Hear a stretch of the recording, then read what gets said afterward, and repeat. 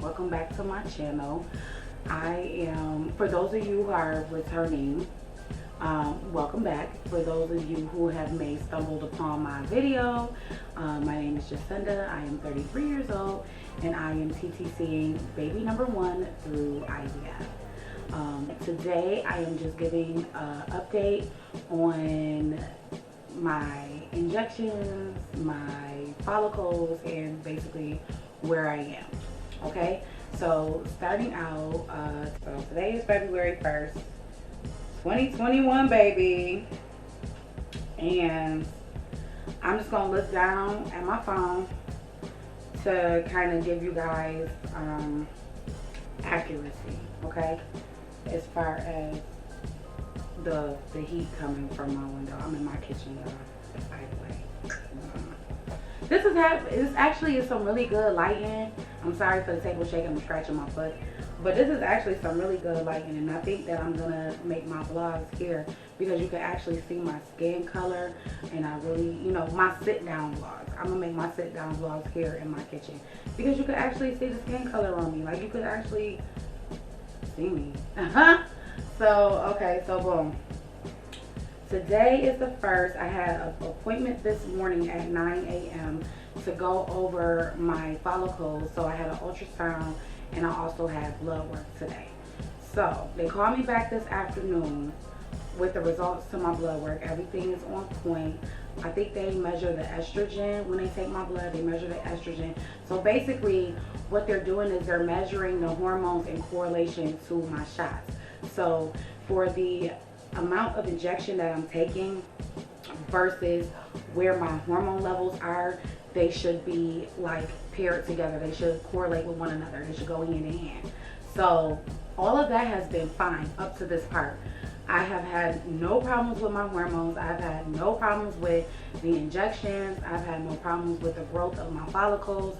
They're still measuring 11 on one side and undetermined on the other. So I should say 11 on the right side, and they don't know, well, they didn't tell me how many is on the left side. But I have a few that are they're all around the same range. I don't have any follicles that are developing much faster than the others, because that's something else that they're watching for when they do the ultrasound. They're watching for how fast the follicles are developing before others. Like, they want them to grow all at the same time, and they are. All of my follicles are all growing at the same time, at the same rate. So we're all good there. Everything is fine there. Everything is growing together. Everything looks really good. Everything is textbook, on point, just right. So what they're gonna do now, because I've started the gynerelics, tonight will be night 3 for the gynerelics. So tonight will be night 3 for the gynerelics. I've already done a week and a day of the Gyno-F and the low dose HCG injections. On the 3rd, which is Wednesday, February 3rd, I'll be going into the doctor's office at 9 a.m. to get more blood work and to also go over my my follicles. So basically, I am in the home stretch for egg retrieval, and from what the doctor was telling me, Dr. Sullivan is the name of my doctor, if you guys wanted to know. I don't know if you wanted to know or if you didn't want to know, but my doctor's name is Dr. Sullivan. And he basically told me, sorry for striking my nose, I know, I'm just so ignorant, I'm ghetto as hell, but it's all right though, you know what I'm saying, it's okay. Dr. Sullivan pretty much was like, we should be retrieving, we finally hear the word retrieving. Oh, we should be retrieving by Friday. That's what he's looking to, this week, Friday. He's thinking by the end of the week, we should be retrieving eggs at the end of the week. So that's why they got me going in Monday, skip Tuesday, go Wednesday, skip Thursday, come back in Friday for retrieval. You know what I'm saying? So that's why I'm basically at the doctor's office every other day this week, getting blood work and getting follicle scans. But that's just to make sure that the eggs are growing. And they're all pretty much, he wants them to be 21, 22, 20, 21, 22 millimeters big. That's ideal. And I have some that are 17, I have some that are 16, I have some that are 13. So they're getting there. And then the Gynorelics is going to help me from ovulating and releasing any of these eggs. So I got the Gynorelics that's, holding them in there. I got the Gyno F that's growing them. I have the HCG that's sustaining them. And so it's like, okay. And then I'm also taking my other stuff. I'm taking other vitamins and things like that. Like I'm taking turmeric, I'm taking ginger, I'm taking prenatal. I also take flaxseed. I'm trying to think of the things that I take on a daily basis that I don't really think about. Like the flaxseed, I don't really think about the fact that I take that, which is rich in omega-3s, fatty aminos or whatever. The omega-3 fatty acids, I guess, they're really good for you. You know what I'm saying? Anti-inflammatories. It just has a lot of good benefits in flaxseed. Also, I am the turmeric and the ginger. And the turmeric is an anti-inflammatory also. It's also good for, with my eczema. The fact that I have really bad eczema, when I take my turmeric, because it's an anti-inflammatory, it also helps with my eczema. I don't know if you could tell, but when my hands is really dry, I have very bad eczema. And so, and it's mostly isolated on my hands, like in my fingers. And my fingers will get swollen, they'll crack, they'll bleed, they'll hurt, they'll peel. I could pick them, they get little blisters on them. I could pop them, and stuff like that. Super gross, but yeah. And it's really annoying, but I have to moisturize my hands constantly. So if you see me with dry hands, know that I'm struggling. I probably just got done cleaning the house and I'm struggling and my hands are dry. So I apologize in advance for any videos that I posted and my hands look like trucker hands. I'm sorry. Or hard working hands, because these is hard working hands, baby. But they don't have to look that way.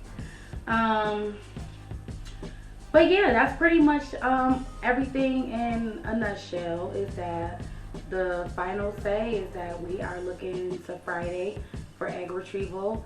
I may not be, I know I'm not going to be able to film the retrieval itself. I know that for a fact. But I will do my best to film before. So I'm going to do my best to film as I'm leaving out. I'm going to do my best to come back in and film when I'm in the room and dressed. And then I'm going to do my best to film once the eggs are retrieved and how many were retrieved and everything like that. I am only getting one egg transferred back in. I'm 33. I'm still kind of young. I'm not looking to put back a bunch of eggs because I don't want to risk multiples. That's common sense. I don't want to put a bunch back. I don't want to risk having more than what I can handle, what I know I can handle. I know I could possibly handle twins, but I would prefer to have a singleton. So if I could have a singleton, I would do that. And if that one egg happens to split and make twins, then it was God's order. So it is what it is. But as far as my controlling, as far as what I can do, I am going to try my best to have a singleton birth. Let's see what else. It's really not much to say. I'm still doing my injections. I'm doing them every night. From the 23rd to today, it has been a week and 2 days. A week and 2 days of injections. And I am running out. I have 3 Gyno F left. And I have 3 HCG needles left and 3 of the Gynorelics.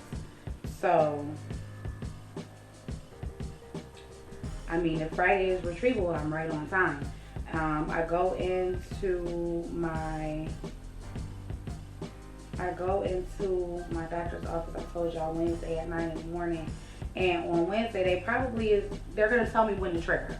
pretty much. They're gonna check my growth, see how my follicles and my eggs are doing, and then they'll probably tell me when to trigger. Because today in the office, Dr. Sullivan said something about, do I have my Orbidrol? Yes, I have my trigger shot. I have my Orbidrol, and it's all set and ready to go. So whenever he tells me to trigger, I'll go ahead and do that. I'll just trigger, and then I think it's 24 or 48 hours after you trigger, you ovulate. So instead of me ovulating, so 24 to 48 hours after trigger, they'll be retrieving. So I'll probably go in Wednesday to have the sonogram, some more blood work, and then they'll call me back, tell me when to trigger, which will probably be Thursday or Wednesday night. It might be Wednesday night. They might say, okay, you're done with the meds, go ahead and trigger. And then, no. They probably might have me finish the meds Wednesday, trigger Thursday, go in Friday for the retrieval. I think that's how that's gonna go. And yay. It's been such a journey and it's been so long. I still am very amped. I'm still very excited, very positive about this entire process, because IVF is, I don't want to say it's a sure thing, because a lot of people have to do it more than once. So I don't want to give you the idea that this is the end all to be all, but this is a very proactive way, a very hands-on, very proactive way to achieve your BFP. It is. A lot of people are unable to go this route, and for that, it makes me sad that, people can't go through the IVF process. Is such a blessing, to see what your body is actually able to do, with just a little bit of help. I feel like I just needed a little bit of help. And, God bless the doctors, and just, cover them and their minds. And I don't know, I just do what I'm supposed to do. It's so hard to explain. I don't want to get into it because, let's just say this. IVF is, for some reason, the first thing that comes to mind is sacred. You know what I'm saying? Like, you feel like you're not doing enough, you feel like it's just so much, and it's so much, but you are doing enough. Don't feel like less than a woman because you have to go this route. I too was one of the women who felt like, I don't want IVF. Like, I'm going to do absolutely everything first, and IVF will absolutely be my very last option. I was her for sure. Like, I don't care what I gotta do, IVF is not gonna be on my list of things to do, just like adoption and just like, other things, that people have to do. And so, like, IVF was right there with adoption. It was IVF, adoption, no, I won't have to do that. I'm going to get pregnant on my own.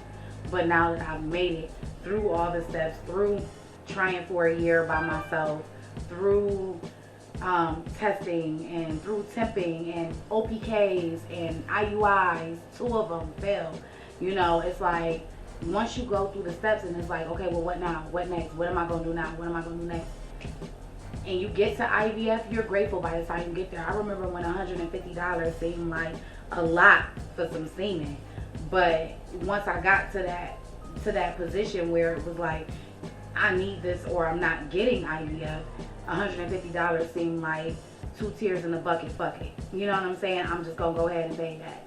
So, I mean, it's all about where you are, and don't X anything out. Anything is possible. Everything is possible. Don't X anything out. Don't stop yourself from wanting to do the next thing because you're scared of the what next, or you feel like that's just not you. Because it could be, why not you? Why not you? It was me. It was her. It was her. You know what I'm saying? Why not me? I had to stop thinking selfishly, like, I don't want to do it. I'm not going to do IVF. But now that I'm here and I'm in the midst of it, it's like, I know my baby coming. Like, I know my baby coming. I know for a fact my child is on his way. And so I'm preparing myself. I'm buying comfortable clothes for home, for in the house, for me to relax and lounge in. Making sure that my pajama game is up. You know, my comfy clothes, my sweatpants, t-shirt game is up. You know, I'm just, you know, making sure that I'm starting to like pick out little things for the baby's room. I'm starting to think like, do I want to start getting things together in there, or if I want to wait to find out the gender and then start getting things together. But me, you know, I've been TTCing for quite some time, and I've been on this journey for quite some time. I honestly feel like I don't want to wait. And I see some cute stuff today. Girl, I seen some cute stuff today. Me and my sister went out, and I thought, Old Navy got some good stuff, $5 onesies. I'm going to clean up in there, get everything they got in there. Carter's, of course, I'm going to clean up in there. Target, of course, I'm going to clean up in there. Then they had this kids for less store in the mall, or kids, it's something like that. It's a kids store. It's, you know, they got stuff for kids in there. I'm going to clean up in there. Like, Burlington. Like, I already know where I want to shop for my kid. Online, ordering stuff, like getting stuff custom made and stuff like that. Like, girl, listen, listen. I think about my child's daycare. I ain't even pregnant yet. I'm thinking about daycare, where I'm going to send you to daycare. You know, that's going to be another journey by itself, because I've recently become detached from my family, and not because I wanted to. I had some family issues, and I recently become the black sheep. Really, I've always been the black sheep, you know what I'm saying? But I've recently just kind of butted heads with my family, and they just are completely over me at this point. And I really don't know what I did, other than, I don't want to say became successful. I really don't know what I did other than decided not to be fucked up. I'm sorry, like, there's no other way to put that. I just decided not to be fucked up. So before, I lived out my car before, I lived with friends before, and the fact that I went from all of that to just having my own, and to not be able to have the support from my family is very hurtful. And the fact that they're not gonna be able to enjoy this journey with me, or be there with me, for me, supporting me through this, you know, I've been robbed of being able to get that from them. But that's neither here nor there. If you guys want to hear more about my personal family situation and what's going on with me, I don't mind getting butt naked for y'all. I don't. Emotionally butt naked, let me just put it like that. I don't mind getting emotionally butt naked for you guys, to let you know what's really good. You know, everything that glitter ain't gold, and everything that shine ain't the sun.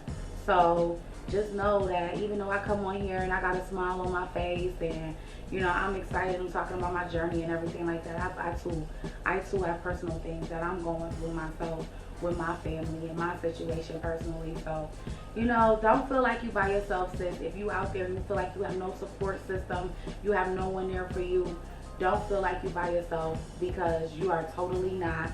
You know, we are hoping for Retrieval Friday.